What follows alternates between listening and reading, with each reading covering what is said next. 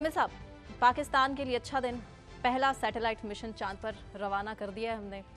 कितना सक्सेसफुल ये mission complete हो जाएगा? देखें, साल पहले इंडिया के एस्ट्रोनॉट्स चांद पर पहुंचे थे तो पाकिस्तान में बड़ी डिबेट थी कि पाकिस्तान नहीं गया, इंडिया पहुंच गया।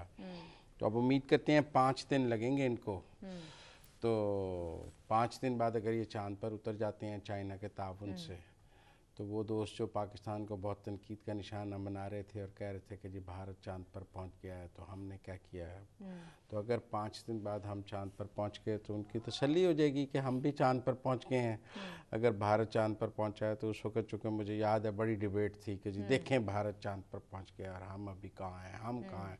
बड़ा कंपैरेटिव एनालिसिस था। तो आज चला गया पाकिस्तान का पहला सैटेलाइट मिशन और 5 दिन बाद ये तो पहुंच जाएगा चांद पे। तो फिर उसके बाद देखते हैं और क्या ये मिशन है, ठीक है ना, चाइना की कोलैबोरेशन है बेसिकली। तो चले पाकिस्तान का परचम चांद के मदार में पहुंचने वाला है। हम कह सकते हैं कि दुनिया के और ममालिक के परचम चांद के मदार में पहुंचे हैं। तो साइंस के सेंटिमेंट्स हैं वो अपनी जगह है, लेकिन हमारे मुल्क में भी बड़ी साइंस चल रही है। मैं भी 1-2 खबरों की तरफ आपकी तवज्जो दिलाना चाहता हूँ। एक तो बाबर सत्तार साहब ने आज DGIB को, इंटेलिजेंस ब्यूरो को तौहीन अदालत का नोटिस भी दिया है और उनकी दरख्वास्त खारिज की है। इससे पिछली पेशी पे उन्होंने पैमरा और दीगर इदारों को 5-5 लाख रुपए जुर्माना किया था, FIA वगैरह को। तो और इन सब इदारों ने उनसे ये दरख्वास्त की थी कि वो ऑडियो टेप्स वाला केस ना सुने। हाँ जी। तो इस दरख्वास्त पर अब बाबर सत्तार साहब ने नाराज़गी का इजहार करते हुए पहले 5-5 लाख रुपए जुर्माना किया। आज DGIB को उन्होंने तौहीन अदालत का नोटिस भिजवा दिया। अब मेरी उसमें ये राय है, वैसे अदलिया का एहतराम पाकिस्तान के आइन के तहत बहुत ज़रूरी है। ये जज पर एतराज़ करके ट्रांसफ़र की दरख्वास्त देना एक मामूल की कार्रवाई है। रोज़ाना अदालतों में ऐसे होता है। कोई फ़र्क नहीं पड़ने वाला देता है। और तहरीक इंसाफ भी देती रही है, मुस्लिम लीग नून ने भी दी हैं, आम क्लाइंट्स भी दे देते हैं हाई कोर्ट्स में कि आप ना सुने मेरा केस। 2 तरह की जजेस की राय होती है। एक जजेस रिक्यूज़ कर लेते हैं, एक जजेस कहते हैं नहीं हम सुनेंगे, आपको क्या एतराज़ है। और डिपेंड करता है केस की स्टेज भी क्या है लीगली, आप किस स्टेज पर जाकर एतराज़ कर रहे हैं। अगर केस काफ़ी प्रोसीड हो गया तो फिर एतराज़ कर रहे हैं तो जज नहीं, पहले दिन करें तो रिक्यूज़ कर लेते हैं जज।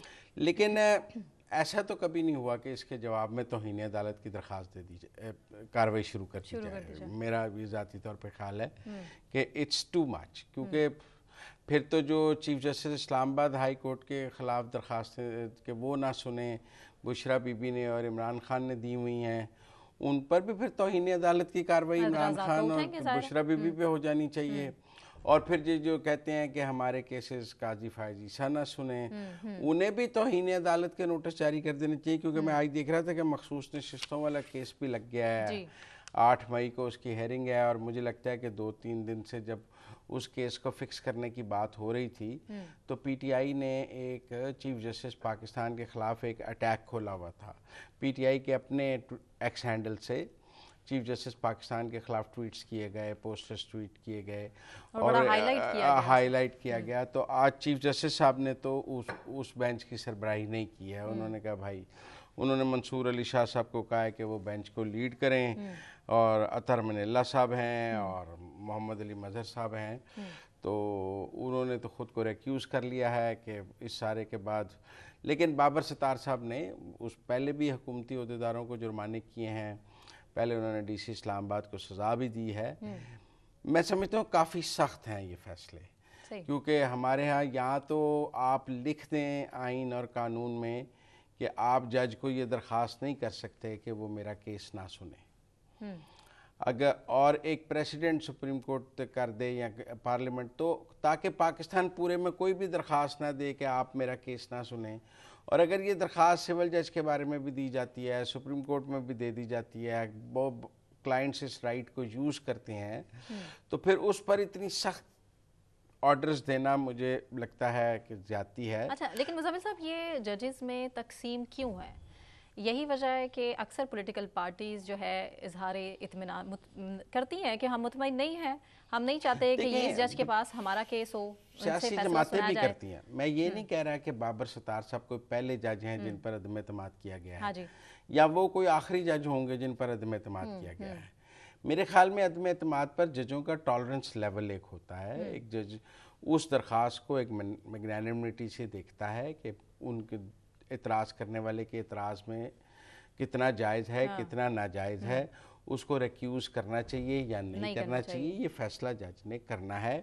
نیچے تو جب نیچے ٹرائل کورٹس میں تو سیشن جج کو بھی درخواست دے دی جاتی ہے کہ آپ کیس میرا ٹرانسفر کر دیں, اور سیشن جج فیصلہ کر لیتا ہے کہ یہ ایڈیشنل سیکشن جج یا سول جج یہ کیس سنے یا اسے ٹرانسفر کر لیا جائے. لیکن ہائی کورٹس میں ایسا نہیں ہے کہ آپ چیف جسٹس کو درخواست دے دیں یا سپریم کورٹ میں کہ یہ جج نہ سنے, اس جج نے خود ہی فیصلہ کرنا ہوتا ہے اوپر اعلیٰ عدلیہ میں کہ وہ سنے یا نہ سنے. میں یہ نہیں کہہ رہا, بابر ستار صاحب کا رائٹ ہے کہ وہ انکار کر دیں درخواست کو, وہ کہیں کہ میں ضرور سنوں گا, اور وہ کہیں کہ میں اس کیس کو سننا چاہتا ہوں اور میں ریکیوز نہیں کرتا.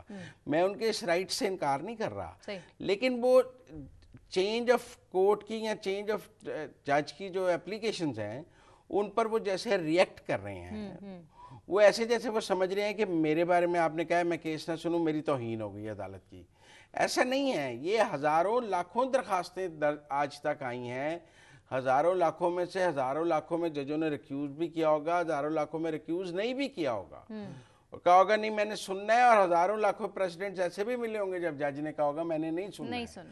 ایک رائے ہے کہ جب جج کو کہہ دیا جائے کہ آپ نہ سنیں تو جج کسی کیس میں پرسنل تو نہیں ہوتے, وہ کہتے اچھا میں نہیں سنتا, آپ کسی اور جج سے سن لے گا.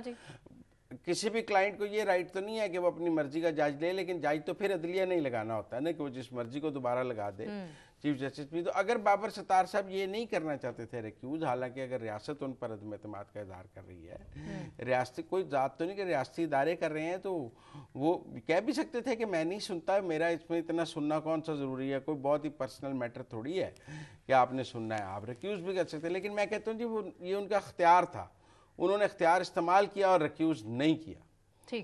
ٹھیک ہے نا. لیکن یہ جو اس کو میں جوڈیشل ایکٹیویزم سمجھتا ہوں کہ جی آپ نے چونکہ میری عدالت میں یہ درخواست دی ہے کہ میں یہ کیس نہ سنوں, یہ میری توہین ہو گئی ہے, میں آپ کو توہین عدالت میں اندر کر دوں گا, یہ کورٹ کی بڑی توہین ہو گئی ہے اور آپ کو 5 لاکھ روپے جرمانہ ہے. میرے خیال میں دس از ٹو مچ. اور بابر ستار صاحب کو ایک وسیع القلبی کا مظاہرہ کرتے ہوئے جج کو جو ہے وہ دونوں فریقین کے ساتھ یکساں سلوک کرنا چاہیے. جج کا رویہ جو ہے وہ ملزم کے ساتھ اور مدعی کے ساتھ برابر ہونا چاہیے. اگر وہ سمجھ رہے ہیں کہ جن کی آڈیو ٹیپس ہیں تو وہ غلط ہیں یا صحیح ہیں, ہم اس پہ نہیں عدالت کرے گی, فیصلہ کرے گی. اچھا مزمل صاحب, IMF ایک بار پھر سے عوام کے مفاد میں سخت فیصلے کرنے پڑیں گے. نظر نہیں آتا اس میں عوام کا مفاد کہ گیس مہنگی ہو جاتی ہے, بجلی مہنگی ہو جاتی ہے, پیٹرول مہنگا کرنا پڑتا ہے, لیکن IMF کی سننی ضرور پڑتی ہے. ہمیں قرضہ لینا پڑتا ہے IMF سے, ظاہر ہے دوسری کوئی اور آپشن نہیں ہے, لیکن آخر کب تک یہ ملک اپنے پیروں پر کھڑا کیوں نہیں ہو سکتا؟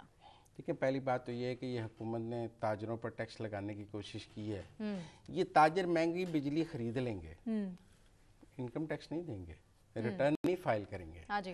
کیونکہ اگر یہ 27 لاکھ تاجر ریٹرن فائل کرنے لگ جائیں, ٹیکس دینے لگ جائیں, میرے خیال میں بجلی مہنگی کرنے کی ضرورت نہیں رہے گی, گیس مہنگی کرنے کی ضرورت نہیں رہے گی. پیٹرول کے بارے میں تو نہیں میں بات کرتا, وہ انٹرنیشنل فینومینا ہے. لیکن بہرحال میں یہ سمجھتا ہوں کہ پاکستان میں ٹیکس, ابھی پچھلے دنوں FBR میں بہت افسران کو کھڈے لائن لگایا گیا ہے, اور FBR کے اوور آل اور اس میں اصلاحات کی بہت بات کی جاتی ہے کہ FBR ٹیکس اکٹھا کرنے میں ناکام ہے. میں مانتا ہوں FBR ٹیکس اکٹھا کرنے میں ناکام ہے, FBR کی ناکامی کی وجہ سے آج پاکستان اس حال میں ہے. یہ سب باتیں ایک حقیقت ہے, ہمیں FBR کو اوور آل کرنا پڑے گا, حقیقت ہے.